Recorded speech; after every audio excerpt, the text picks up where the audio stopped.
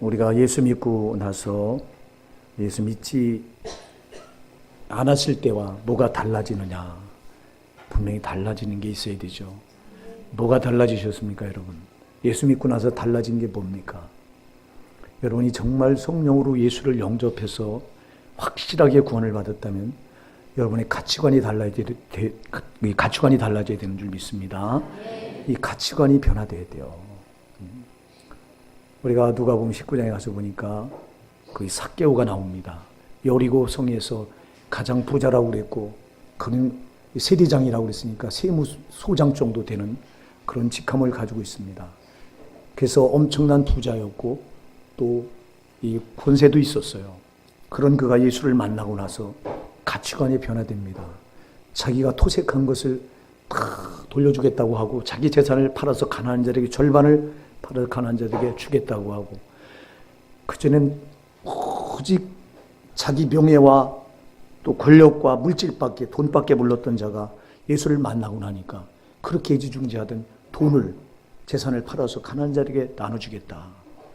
내가 이렇게 세리장이 하면서 다른 사람들에게 토색하고 다른 사람이 착복하고 한 거 다 돌려주겠다. 사배로 돌려주겠다. 엄청난 가치의 변화가 일어납니다. 여러분, 우리가 예수 믿기 전에는 땅의 것이 전부인 줄 알았는데 예수 믿고 보니까 땅의 것은 정말 썩어질 거요. 정말 영원한 세상이 있더라 이 말이에요. 여러분, 그러니까 가치관이 확 바뀌어지는 거예요. 근데 예수 믿었다고 말하면서 구원받았다고 말하면서 여전히 여러분 땅의 것에 목을 메고 땅의 것이 전부가 돼서 저 영원한 천국 소망이 보이지 않고 눈에 안 보이시는 그 주님, 나를 구원하신 주님이 우선이 되지 않고 다른 것이 우선이 돼서 살아간다면 그 사람은 가치관의 변화가 없는 거예요. 한번 돌아보셔야 돼요. 오늘 본문을 기록한 이 사도 바울, 빚진 자라고 오늘 고백하고 있는 바울, 그도 똑같았어요. 그도 예수 만나기 전에는 오직 세상 것에 목숨을 걸고 살았어요. 이 산헤드린 공회 회원이 되기 위해서 그는 거기에 전부를 걸었어요. 정말 그는 오직 그래서 유대교에서 충성을 했고 그는 많은 학문을 공부했어요. 헬라 학문, 유대 학문, 양대 학문을 다 공부해서 엄청난 지식을 가졌고 그래서 오직 그는 출세 가도를 향해서 거기를 향해서 질주해 가던 자가 바울입니다. 그런 그가 다메섹 도상에서 빛 대신 예수님을 부활하신 예수님을 만나고 나서 그는 빌립보서 3장 7절에서 고백합니다. 내가 그리스도를 위하여 모든 것을 그렇게 애지중지하던 걸 다 배설물처럼 버렸다. 예수를 만나고 보니까 내가 그렇게 추구하던 세상 것이 가치가 없더라. 썩어질 거요. 그것 때문에 내가 지옥 갈 뻔했다. 그리고 고백합니다. 그러면서 그 인생이 완전히 턴이 되는데 방향이 바뀌어지는데 오직 예수를 위한 삶. 할렐루야! 이쪽으로 바뀌어지는 거예요. 여러분이 구원받았다면요. 여러분의 삶도 그렇게 바뀌어질 수밖에 없어요. 그러나 여러분 지식으로 구원받았다고 말하고 여러분 인본적으로 구원받았다고 말하면 그런 사람에게는 가치관이 전환이 절대 안 와요. 그러나 성령으로 구원받은 사람은 반드시 가치관이 바뀌어져요. 나의 것이 아니에요. 하늘의 것이에요. 여러분 다른 것보다도 나를 구원하신 예수보다 소중한 건 없어요. 이렇게 바뀌어지는 거예요. 나는 오늘 여러분의 가치관이 이렇게 바뀌어질 수 있기 바랍니다. 이렇게 바뀌어져야 되는 거예요. 이게 바뀌어지는 거예요. 이게 안 바뀌어지니까 생활이 똑같아요. 불신자들과 뭐가 달라요? 예수 믿는다고 말하면서 뭐 저들 부리는 욕심 안 버립니까? 아니, 예수 믿는다고 말하면 더 욕심을 부려요. 아니, 여러분 뭐가 달라졌냐니까. 가치관이 땅의 것에 있지 않고 하늘에 있다면 뭐 땅의 것에 욕심 부릴 게 뭐 있느냐 이 말이에요. 이 짓을 우리가 하잖아요. 목사라고 하는 저 같은 자들이 여러분 욕심을 더 부려요. 성도들 내는 헌금 받아서 어떤 목사는 집을 수십 채 가진 목사 있어요. 여러분도 TV 뉴스를 봐서 알 거예요. 그게 무슨 가치관이 바뀌어진 거예요. 땅의 것에 여전히 목을 매는 자가. 바울이 그렇게 땅의 것을 목을 맸더라면 그거 어떻게 주를 위해서 그렇게 오직 주를 위해서 복음 전도하다 순교를 당할 수 있겠냐고요.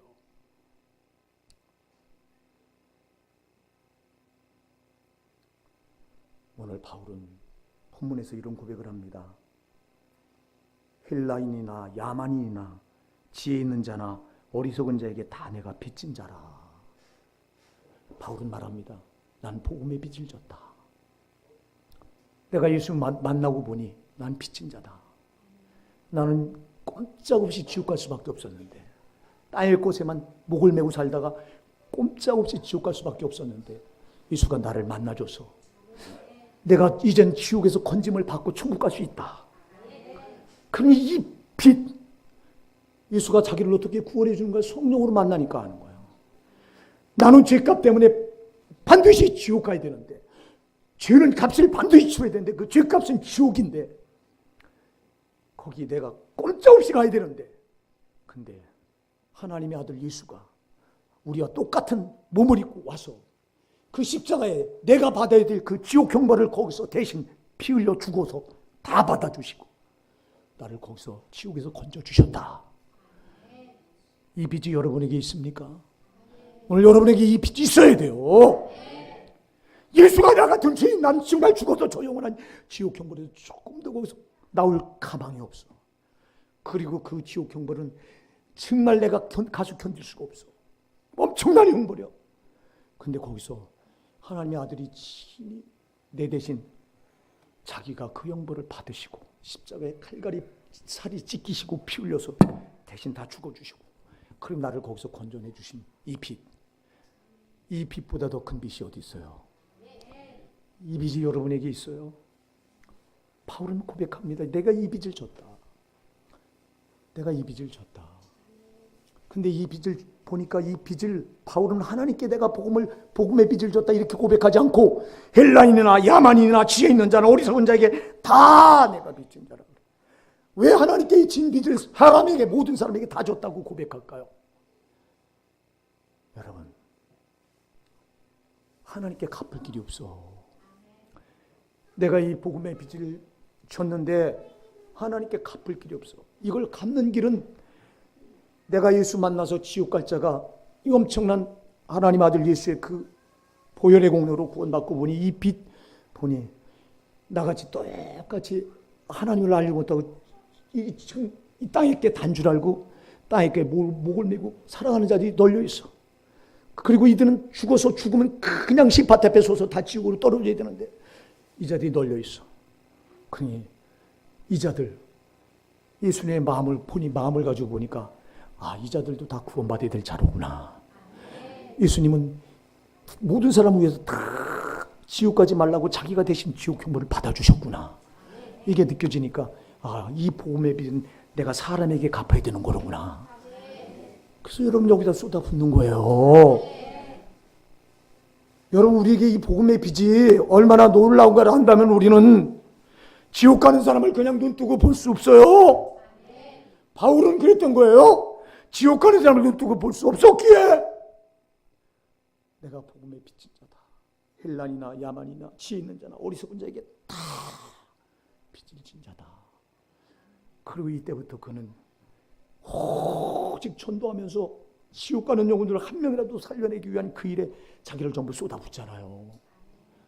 어떻게 쏟아붓는가를 우리는 너무도 잘 알잖아. 그가 여러분 저 영혼들을 살려내려고 죽도록 매를 맞는데도 자기 입으로 고백한 것만 여러분 9번을 매를 맞는데 죽을 매요 이거. 근데도 포기하지 않아요. 감옥에 수없이 갇히는데도 포기하지 않아요. 이제 전도하려고 배를 타고 가다 바다 가운데서 풍랑을 맞아 배가 파손됐는데 그걸 여러분 수없이 했다고 그랬어요. 근데도 포기하지 않아요. 포기할 수 없는 거예요. 매를 맞는데도 포기하지 않지. 헐벗고 굶주리는데도 포기하지 않지. 마침내 끝까지 이거 하다가 죽잖아. 목이 잘려 순교당하고 죽어. 이 빚이 이렇게 엄청난 거예요. 우리가 이 엄청난 빚을 져야 여러분 이게 이렇게 피부로 와 닿습니까? 안 닿잖아. 내 가족이 지옥 가고 있는데도 우리는 그 부담이 없어서 눈 뜨고 그냥 두고 보잖아. 바울 같은 부담이 있다면요. 어떻게 내 가족이 죽어가는데 지옥으로 지금 떨어져 가고 있는데 언제 죽을지 모르는데 죽으면 지옥인데 어떻게 그걸 그냥 두고 있느냐 이 말이요. 우리 교회가 여러분이 그렇다면 어찌 빈자리를 두고 그냥 예배를 드릴 수 있냐 이 말이요. 정신 차립시다. 제발 정신 차리자고 여러분. 왜 여러분이 이런, 저와 여러분이 왜 이런 피제된 부담이 없는 겁니까 도대체? 이거보다 더 큰 빚이 어디 있습니까?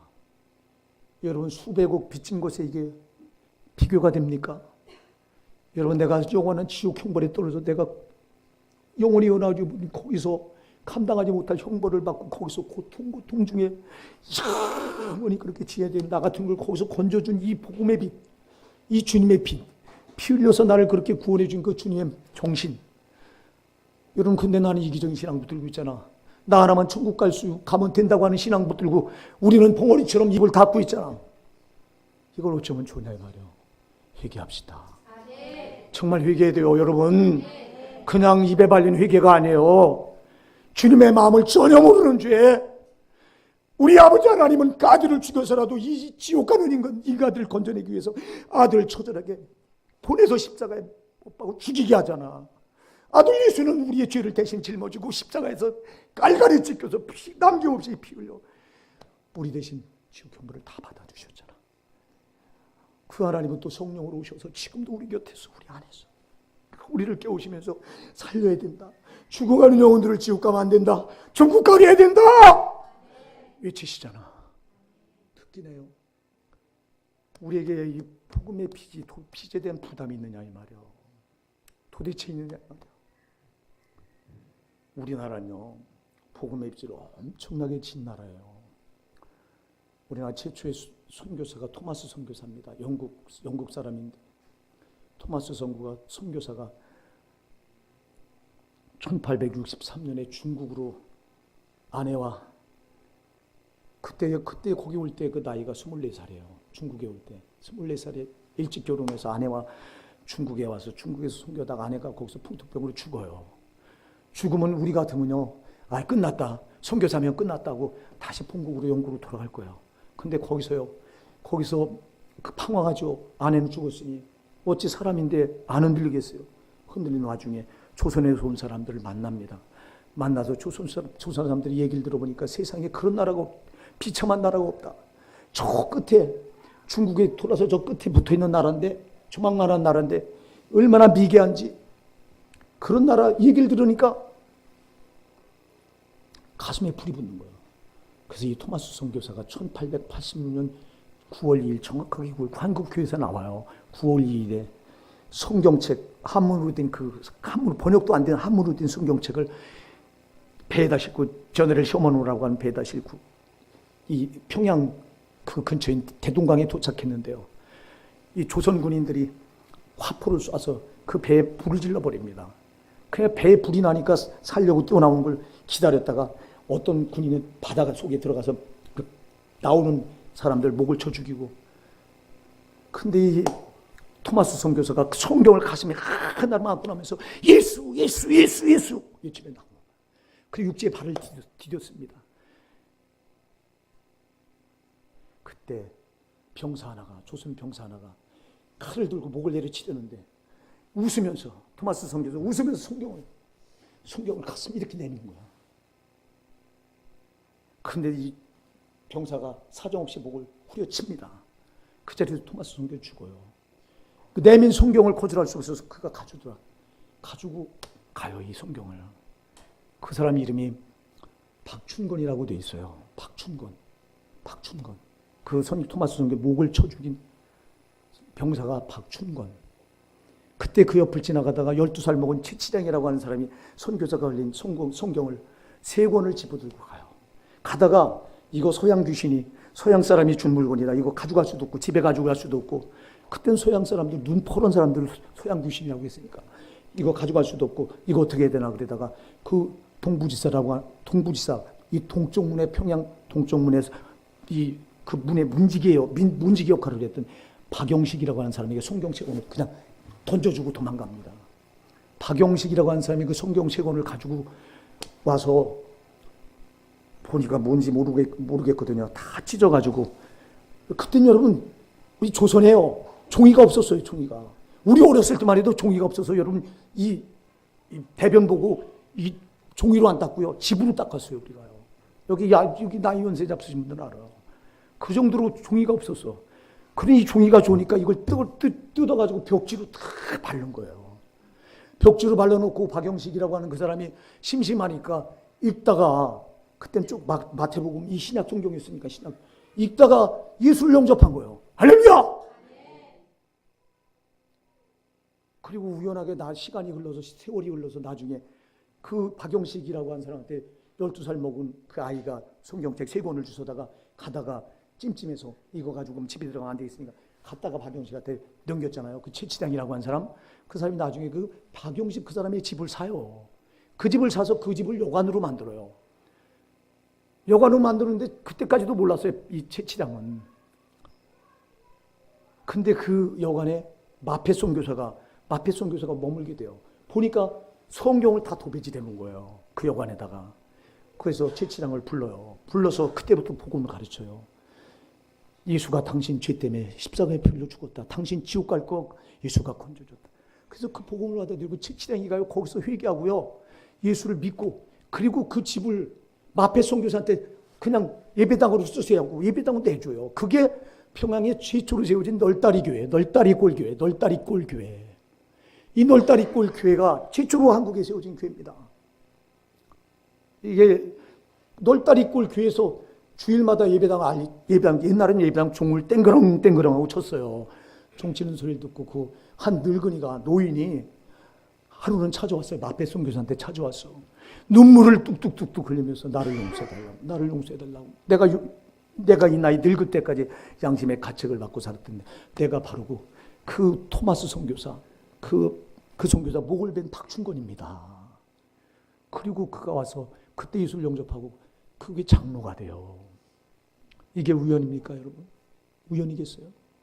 그리고 그 교회가, 여러분, 널다리 꼴 교회가 평양에 부흥운동을 일으켰던 장대현 교회, 최초의 장대현 교회가 바로 그 널다리 꼴 교회. 지금은 거기 김일성 우상이 세워져 있어요. 세상에 하나님이 세우신 그 교회가 최초의 교회가 무너지고 거기에 김일성 동상이 뻗떡 버티고 서 있어. 왜 그런지 아세요? 일제시대에 정신 나간 목사들이 평양에서 모여서 총회에서 이 신사참배를 받아들였어요. 하나님이 진노하시고 최초의 교회였던 그 자리를 무너뜨려버리고 거기다 김일성 동상을 세워버렸어. 지금은 저렇게 처참하게 평양이, 여러분, 한때 기독교 붕괴운동이라서 그렇게 많은 영혼들이 살렸던 그 교회들이 다 없어지고 지금은 공산치하에서 이렇게 문 닫게 됐어요. 그래서 최초의 순교자가 토마스 선교사예요. 27살에 우리나라에서 27살에 나의 생명을, 그 죽음이 개죽음이 아니요. 아멘 하세요. 그 죽음 때문에 여러분 평양에 대부흥운동이 일어났었어요. 1886년 9월 2일 그랬다고. 근데 19년이 지난 뒤에 이 남쪽으로 제몰포, 저 인천 제몰포역으로 2명의 선교사가 들어오는데 여러분들이 잘 아는 아펜젤라 선교사하고 언더우드 선교사예요. 이분들이 부활절 4월 5일 1885년, 정확하게 19년이 지난 1885년 4월 5일 제몰포역에 도착해요. 도착해서 보니까 기가 막힌 나라, 이 나라 조선이.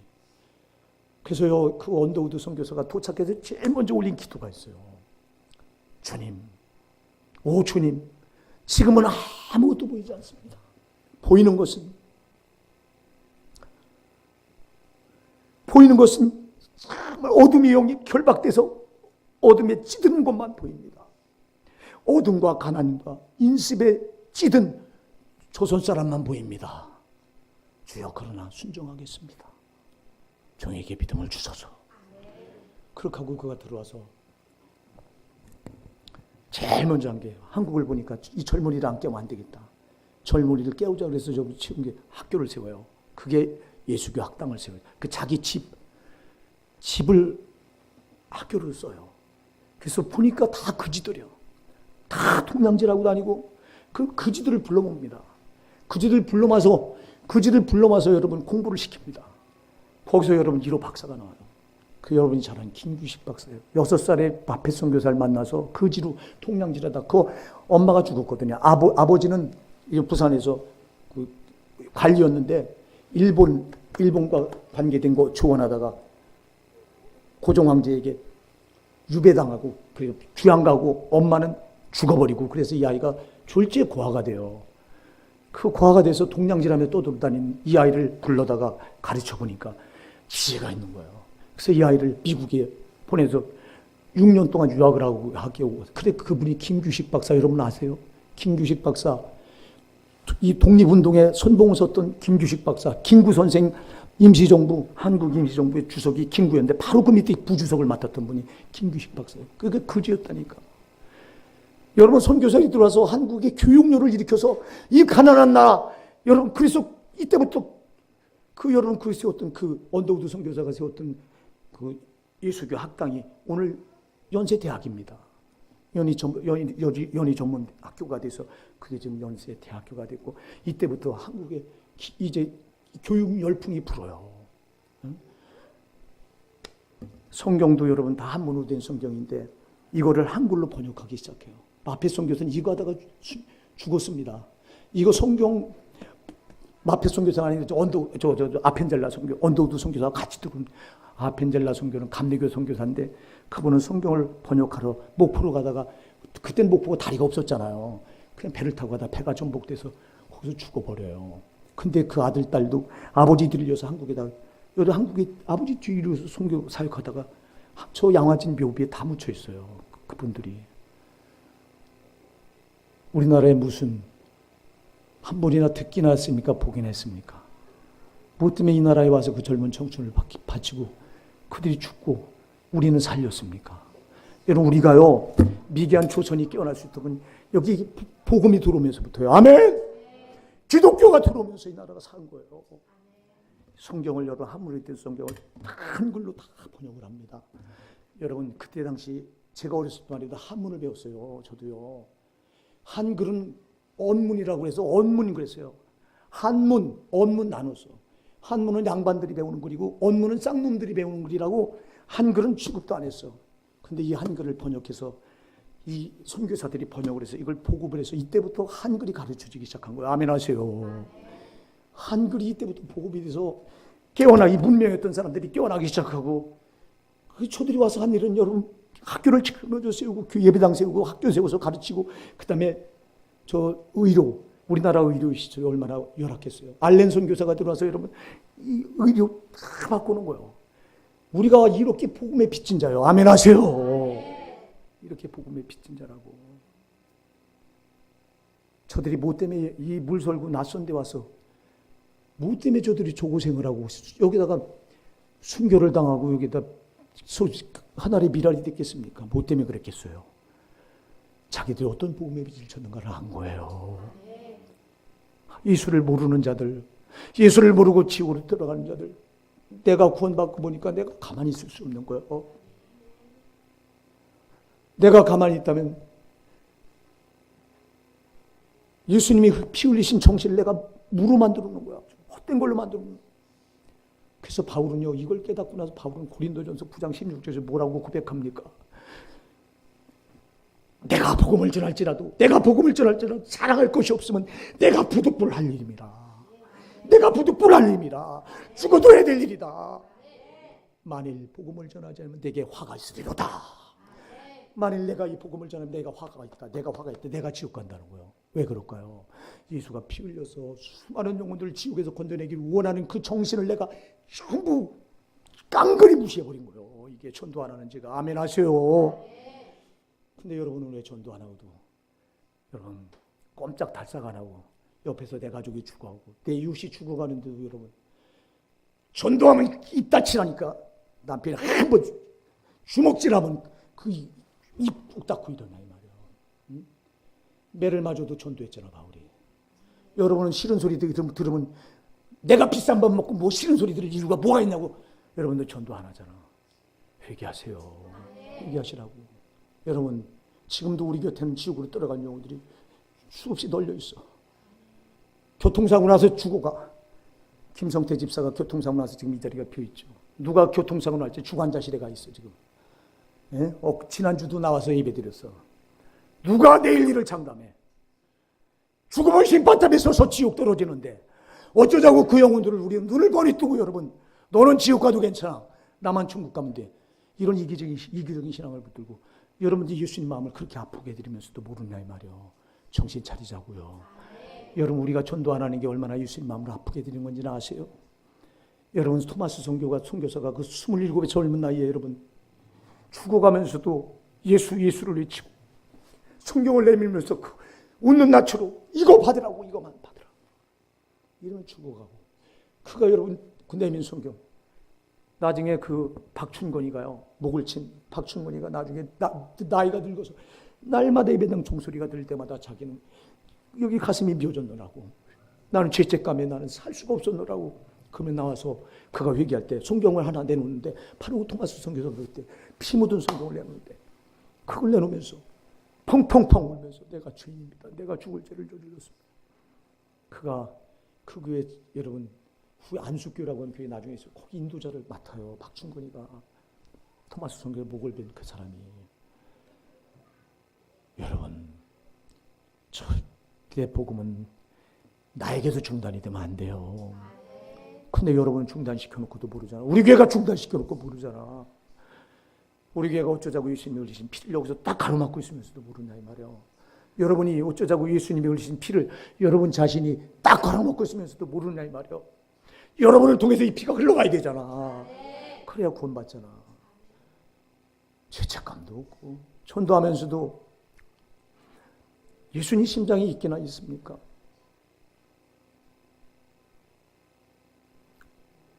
원수마귀가요.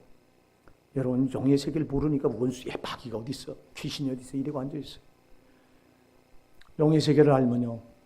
원수마귀가 여러분들을 얼마나 처절하게 해방하는가. 나는 날마다 이 싸움을 싸워요. 우리 성도들을 괴롭히는 원수마귀. 내 힘으로 못하니 성령님 저들을 좀 저기서 건져주세요.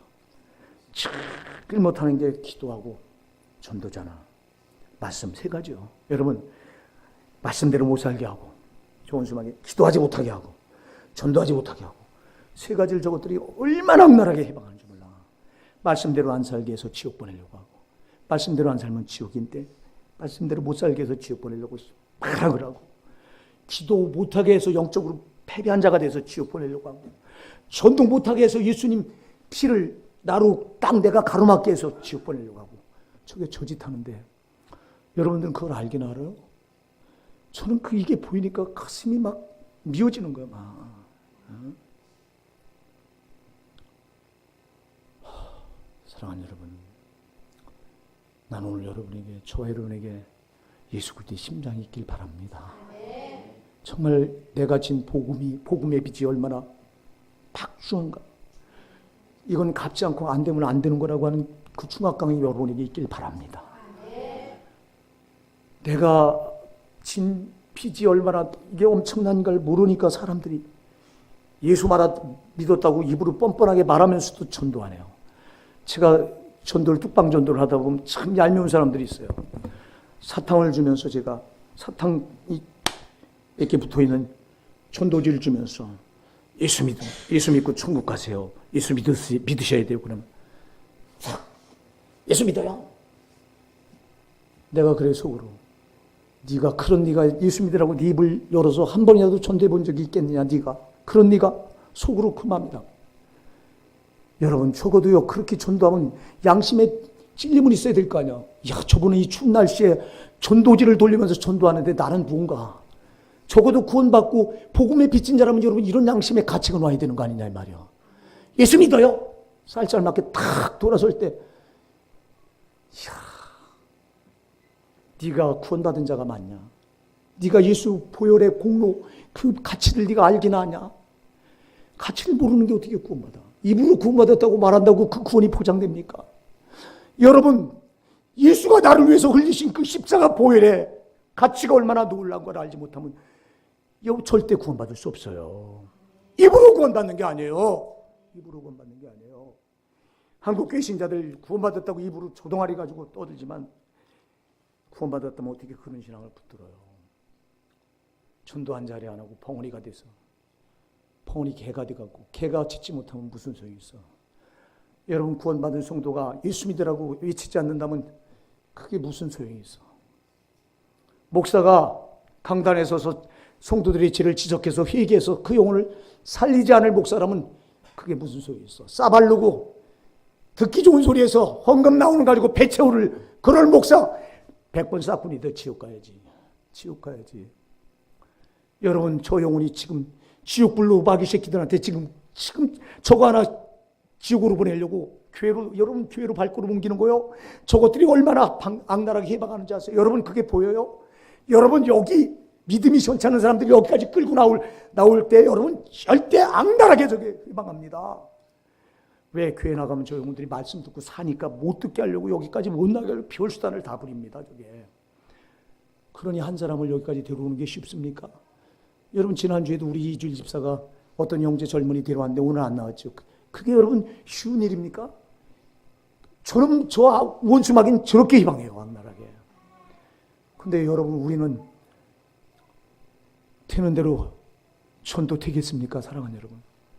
안 된다 이 말이에요. 저 영혼이 그냥 지금 죽으면 당장 죽으면 지옥이니까 거긴 진짜 가면 안 되는 곳이니까 나도 가면 안 되고 당신도 가면 안 되는 곳이니까 그들에게 복음을 전해야 된다 이 말이에요.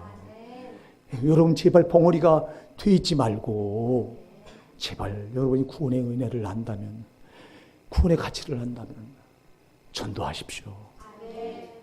구원의 가치를 모르는 자가 어떻게 구원을 받아요? 어불성설이지.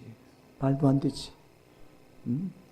구원의 가치를 아는 자는 그 가치를 나 혼자 그걸 여기 나 혼자 묻어둘 수가 없어. 성령이 그렇게 놔두질 않아. 성령이 그냥 그대로 안 놔둬. 전도하게 하신다 이 말이에요. 구원의 가치를 아는 자는 그런 목사는 설교되는 대로 못한다 이 말이에요. 한영원에도 여기 나온 여러분 한 사람도 그냥 가도 절대 두고 볼 수 없어서 성령의 마음으로 쏟아낸다 이 말이에요. 여러분 그런 게 있긴 해요. 여러분 가슴에 그런 게 있긴 해요. 성령이요 오늘 우리 교회에 주님의 마음을 주시옵소서. 오늘 저와 여러분에게 주님의 심장이 임하기 바랍니다. 정말 얼마나 복음의 빛이 처절한 걸 알기 원합니다. 우리 예수님께서 얼마나 지옥까지 않기를 원하는가 인간들이 이 마음을 알기 원합니다. 이 마음이 여러분의 마음이 되기 원합니다. 다다음 주가 우리 교회가 총동원 전도주일이에요. 총동원 전도주일. 여러분은 이걸 지금 엄청나게 부담으로 생각하고 있습니까? 그런 사람이 몇이나 됩니까 지금? 하면 그만, 데려오면 그만, 안 데려와도 그만. 이런 마음 가지고 오늘 여러분들이 지금 오래전부터 저는 여기 이거 놓고 엄청나게 매달려 기도하는데 여러분들이 이거 놓고 얼마나 기도하십니까? 얼마나 영혼에 대한 부담이 있습니까? 여러분 정말 나쁜 사람이에요. 이기적인 자는 마귀 새끼는 이기적인 놈이에요. 저밖에 몰라요. 그러나 주님은 이타적이에요. 자기를 위해 사신 분이 없어. 다 우리 인간들을 위해서. 아멘 하세요. 다 자기를 쏟아서 지옥 가는 영혼들 절대 지옥까지 않기 원하시는 그게 우리 주님이에요. 근데 여러분에게 이 마음이 없다면 여러분 누구에 속한 사람이냐 이 말이에요. 여러분 마귀에게 속한 자는 이기적이 돼서 다른 사람 영혼에 관심이 전혀 없어요. 그러나 여러분이 주님께 소속돼 있다는 주님의 심장이 여러분에게 있다면 여러분은 다른 사람 지옥 가는 걸 두고 볼 수가 없어. 정말요. 그러니까 포기하지 않고 전도하는 거예요. 당신이 살아야 됩니다. 지옥 가면 안 됩니다. 천국 가야 됩니다. 매를 맞아도 하는 거예요. 오지 말라고 문전박대를 당해도 하는 거예요. 우리 사모가 재수 없다고 일요일 아침부터 와서 재수 없게 남의 집에 와서 자기 아내 데리고 예배당 가지고 교회 가지고 오니까 소금을 뿌려 우리 집사람한테. 근데도 포기하지 않고 가서 그 사람을 구원해서 지금 저 독산동에 있는 모교회 어느 교회 아주 이 물질의 용사가 돼 있어요. 그 집이 식당을 어렵게 했는데 하나님이 축복하셔서 큰 식당, 큰 건물을 한 식당을 하니까 물질이 많아지니까 그 물질이 그냥 하나님께 쏟아부어서 만일 그때 우리 집사람이 소금 맞고 재수 없는데 왜 오냐고 그렇게 문전박대를 당했는데 그 다음 주에 안 갔더라면 그분은 아마 그렇게 해서 못 믿었을 거예요. 근데 또 가더라고. 포기 안 하고 우리가 또 가더라고 우리 사모가. 여러분 우리에게 이런 정말 애절함이 있어야 돼요. 영혼에 대한 간절함이 있어야 돼요. 지옥 가는 영혼을 절대 두고 보면 안 돼요. 우리 호산나 사랑하는 여러분, 내 영혼이 먼저 지옥 가면 안 돼요. 제발 여러분 영혼이 지옥 가면 안 된다 이 말이요. 내 영혼이 살아야 다른 영혼도 살리는 거예요. 내 영혼이 깨어나야 다른 영혼도 깨우는 거예요. 내 영혼이 죽어있는데 누구를 살리고 내 영혼이 잠들어 있는데 누구를 깨우느냐 이 말이에요. 제발 우리 전도 좀 합시다. 이렇게 예배드리지 맙시다. 정말 이렇게 예배드리지 맙시다. 여러분은 어쩌자고 엄청난 복음의 빛을 치고도 여러분이 이렇게 이걸 차단시켜 놓냐고. 바울은 말하잖아. 내가 복음을 전하자면 내게 화가 있으리로다. 정말 예수가 흘린 피가 나에게서 끊어지면, 여기서 중단되면 내가 그 화를, 지옥 형벌을 내가 받아야 된다고 고백하잖아. 여러분의 이 두려움이 왜 없습니까? 저와 여러분이 왜 이 두려움이 없는 겁니까 도대체? 오늘 저와 여러분에게 이 두려움이 있길 바랍니다. 예수 피가 나에게서 중단되면 안 된다. 토마스 선교사처럼 자기는 죽어도 예수 피는 첨달이 돼야 된다고 하는 정신이 있어야 되잖아.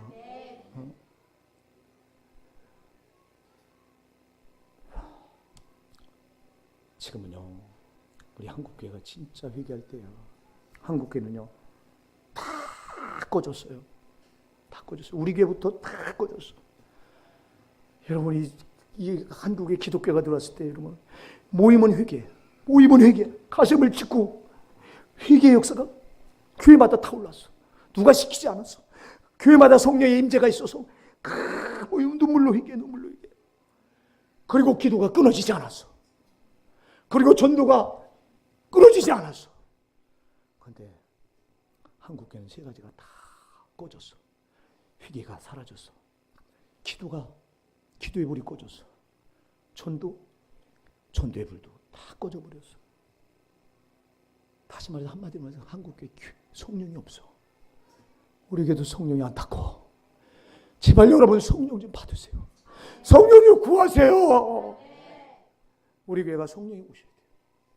성령이 와야 여러분이 변화돼요. 여러분이 성령이 와야 내가 얼마나 복음에 미쳤는가가 이게 알아져. 예수가 나를 위해서 그렇게 처절하게 피 흘리신 게 이게 얼마나 정말 무한한 빚인가.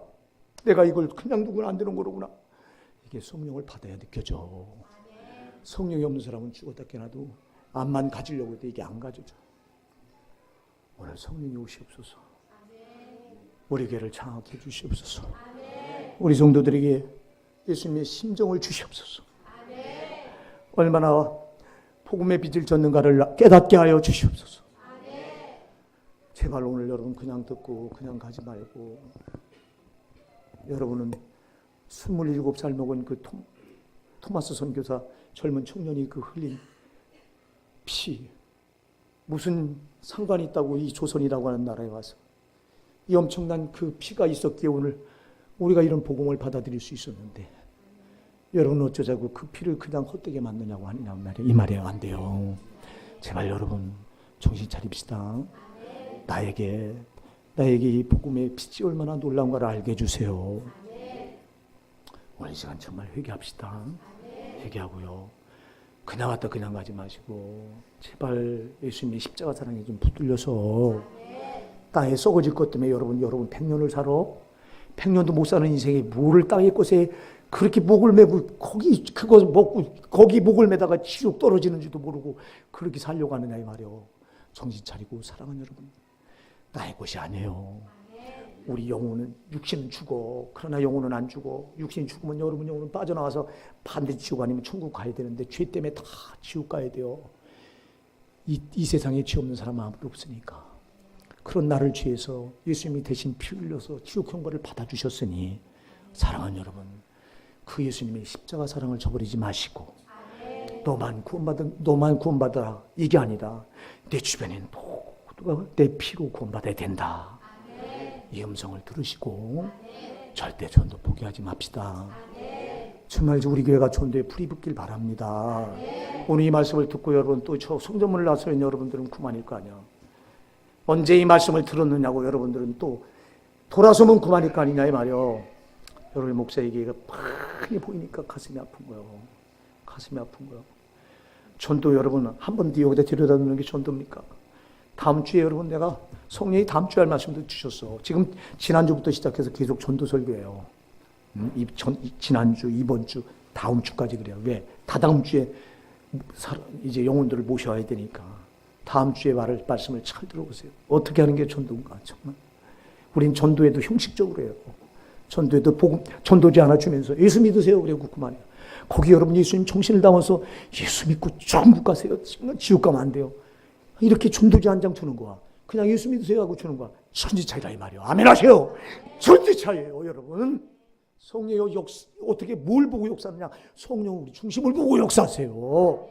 근데 여러분이 전도지 줄 때 그렇게 줘보셨어요? 아니잖아. 그냥 이렇게 형식적으로 주잖아.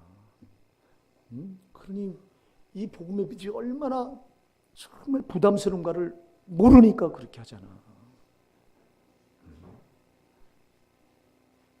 오늘 이 말씀이 저 여러분에게 다시 한번 깨우시는 우리 성령님의 말씀이 되길 바랍니다. 우리 오산나게 사랑하는 성도 여러분이요, 절대 지옥 가면 안 됩니다. 절대 지옥 가면 안 돼요. 여러분 목사가 처절하고 아주 애절하게 정말 지금도 3번, 4번 이름 불러. 3번, 4번 안 부른 적이 거의 없어. 여러분 지옥 가면 안 된다고 하나님께 고소해요. 근데 여러분 자신 영혼을 팽개쳐놓고 살잖아. 육신이 좋아서 육신대로 살잖아. 영혼은 죽는지 지옥으로 지금 끌려가고 있는지 전혀 생각도 안 하고 육신대로 삽니다. 눈에 보이는 것대로 삽니다. 여러분 목사가 그런 신자들 놓고 기도할 때 가슴이 삐어져요. 여기가. 전혀 구원받을 기미가 안 보이는 신자들 놓고 기도할 때 가슴이 삐어진다 이 말이에요. 여러분 가능성 없는 사람은 아무도 없어. 다 구원받을 수 있는 가능성이 다 열려 있어. 문제는 여러분이 다 거부하는 거예요. 여러분 자유의지가 다 밀어내는 거예요. 여러분의 자유의지를 예수님께 성령님께 내드리세요. 주님 나도 구원받고 싶어요.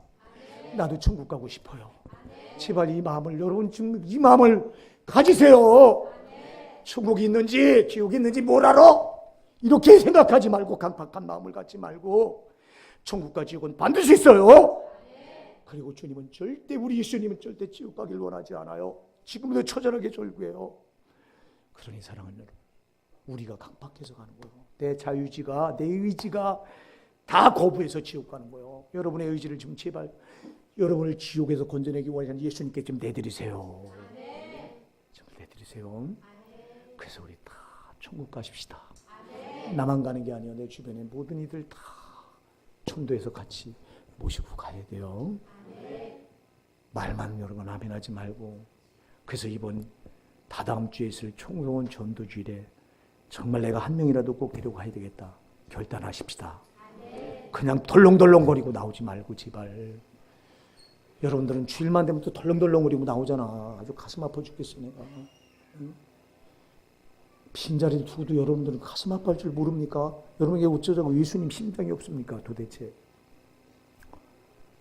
우리 정신 바짝 차리고 복음의 피증자로서 사명을 감당하지 않으면 그날에 화가 있다고 하는 바울서의 말이 여러분 내 말이 돼야 됩니다.